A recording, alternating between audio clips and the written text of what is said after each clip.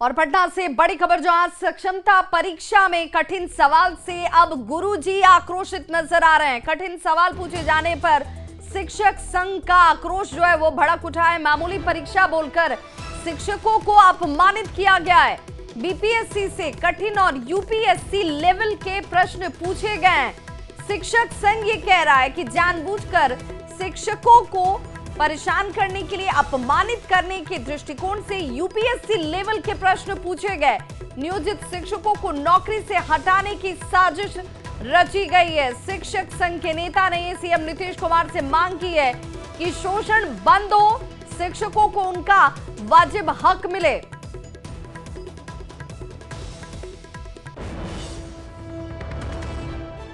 तो परीक्षा में कठिन सवाल से आक्रोशित इस वक्त गुरुजी नजर आ रहे हैं। कहा जा रहा है कि जिस मामूली परीक्षा की बात कही गई थी, यहां पर जो प्रश्न पूछे गए भले उसमें निगेटिव मार्किंग ना हो, लेकिन ये यूपीएससी लेवल के प्रश्न थे। कठिन सवाल जैसे ही पूछे गए उसके बाद शिक्षक संघ अब इस पर और ज्यादा मुखर होकर के नाराजगी जाहिर करता नजर आ रहा है। कह रहा है कि बार बार अपमानित करने के मकसद से इस तरीके से किया जा रहा है। मंत्री जी ने नियोजित शिक्षकों से वादा किया था कि मामूली परीक्षा लेकर के नियोजित शिक्षकों को राज्यकर्मी का दर्जा देंगे, लेकिन आज ली गई सक्षमता की परीक्षा के प्रश्नों का स्तर बीपीएससी की परीक्षा के प्रश्नों के स्तर से भी कठिन था। यह परिचायक है कि बिहार में माननीय मुख्यमंत्री जी के बातों की अवहेलना हो रही है। साथ ही साथ नियोजित शिक्षकों को सक्षमता परीक्षा के नाम पर अपमानित किया जा रहा है। इनको नौकरी से निकाले जाने की साजिश रची जा रही है। बिहार के नियोजित शिक्षकों का जितना अपमान किया जा रहा है, भारत देश के किसी राज्य में शिक्षकों का इतना अपमान कभी नहीं हुआ था। हम माननीय मुख्यमंत्री से मांग करते हैं कि बिहार के नियोजित शिक्षकों का शोषण बंद हो, उनको उनका वाजिब हक और अधिकार दिया जाए। और पटना संवाददाता रजनीश हमारे साथ इस वक्त ज्यादा जानकारी के साथ जुड़ चुके हैं। रजनीश, क्या ये प्रश्न पत्र आपने देखे हैं जिसे अब बीपीएससी छोड़ यूपीएससी लेवल का ये शिक्षक संघ के नेता दावा कर रहे हैं? जो परीक्षा केंद्र है वहां पर जो भी शिक्षक अभी बाहर निकले हैं, खासकर 1 to 5 वाले जो परीक्षार्थी के रूप में जो शिक्षक थे, उन्होंने एक तरह से मिलीजुली प्रतिक्रिया दी है और साफ कहा है कि इजी टू मॉडरेट क्वेश्चन था, यानी आसान के साथ साथ थोड़े कठिन सवाल पूछे गए हैं। हालांकि शिक्षक संघ ने साफ तौर से कहा है कि आसान नहीं, मामूली नहीं, बल्कि कठिन सवाल थे जो बीपीएससी के लेवल से भी अधिक था।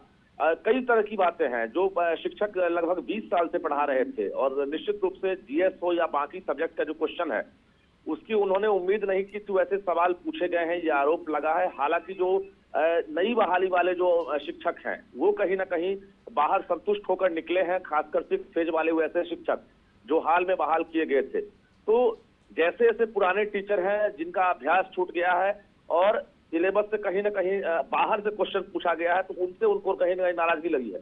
लेकिन जो शिक्षक खासकर अध्ययन करके या सिलेबस को जानने के बाद पढ़ाई करने के साथ साथ एग्जाम दिए हैं, उनके लिए आसान था।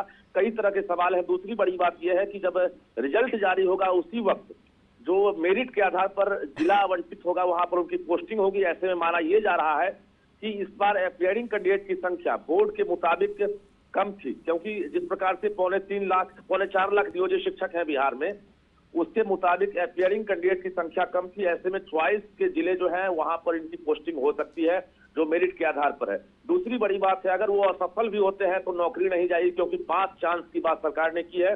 अभी तक 3 चांस जो है उसकी रिटर्न जो है सबूत है, लेकिन 2 और जो चांस है जिसकी चर्चा हो रही है उसको लेकर भी कहा जा रहा है कि 1 सप्ताह के भीतर जो है वो भी रिटर्न जो है आदेश जारी हो जाए कि अब 3 बार ऑनलाइन और 2 बार जो है ऑफलाइन परीक्षा शिक्षक दे सकते हैं। तो नौकरी जाने का फिलहाल डर नहीं है। ऐसा लग रहा है कि जो परीक्षा दे रहे हैं वो भी पछता रहे हैं और जो ना दे रहे हैं वो भी पछता रहे हैं। तो कहीं ना कहीं मिलीजुली प्रतिक्रिया सामने आ रही है। और दूसरी बड़ी बात है कि चूंकि शिक्षक संघ बार बार ये कह रहा था कि देखिए भाई, एडमिट कार्ड तक जलाया गया और शिक्षक पहुंचेंगे ही नहीं, परीक्षा देंगे ही नहीं, लेकिन जिस ग्राउंड रिपोर्ट को हमने दिखाया उस रिपोर्ट के अनुसार पहुंचने वाले लोग ये भी कह रहे थे कि भाई अब विकल्प क्या बचा है, परीक्षा देना मजबूरी भी है और जरूरी भी है। बिल्कुल, देखिए सरकार ने जिस प्रकार से आदेश जारी किया है, जो नियमावली बनाई गई है, उसके मुताबिक ऐसा लगता है कि शिक्षक अगर परीक्षा नहीं देंगे तो इनके पास दूसरा विकल्प नहीं है, क्योंकि भविष्य में नियोजन इकाई नाम की कोई चीज नहीं रहने वाली है। यानी हर महीने जो है सक्षमता परीक्षा लेने की सरकार की तैयारी है। हम सूत्रों के हवाले से बता भी दें कि अभी 6 मार्च तक परीक्षा खत्म होने के बाद हो सकता है कि फिर से शिक्षा विभाग जो है नया नोटिफिकेशन जारी कर दे बिहार बोर्ड के माध्यम से कि मार्च में आखिरी सप्ताह जो है उसमें ही फिर से जो है दूसरी बार सक्षमता परीक्षा ली जाए। तो पूरी तैयारी है कि जब तक शिक्षक परीक्षा नहीं देंगे तब तक राज्यकर्मी का उन्हें दर्जा नहीं दिया जाएगा। रजनी, जरा ये भी बताइए, चूंकि शिक्षकों ने इस बात कठिन प्रश्नों को लेकर जहां पर शिक्षक संघ नाराजगी जाहिर कर रहा है, वहीं दूसरी तरफ शिक्षकों से व्यवहार को लेकर के भी अब सवाल उठने लगे हैं कि आखिर भाई ये छात्र तो है नहीं, ये इंटर और मैट्रिक के परीक्षार्थी तो है नहीं कि इनके जूते मोजे खुलवा दिए गए, इनके जैकेट उतरवा दिए गए। महिला जो शिक्षिकाएं यहाँ पर पहुंची थी उनके पायल, झुमके, उनके मंगलसूत्र तक उतारे गए। तो क्या इसे लेकर के शिक्षा विभाग की तरफ से कोई एक्सप्लेनेशन, कोई क्लैरिफिकेशन आया?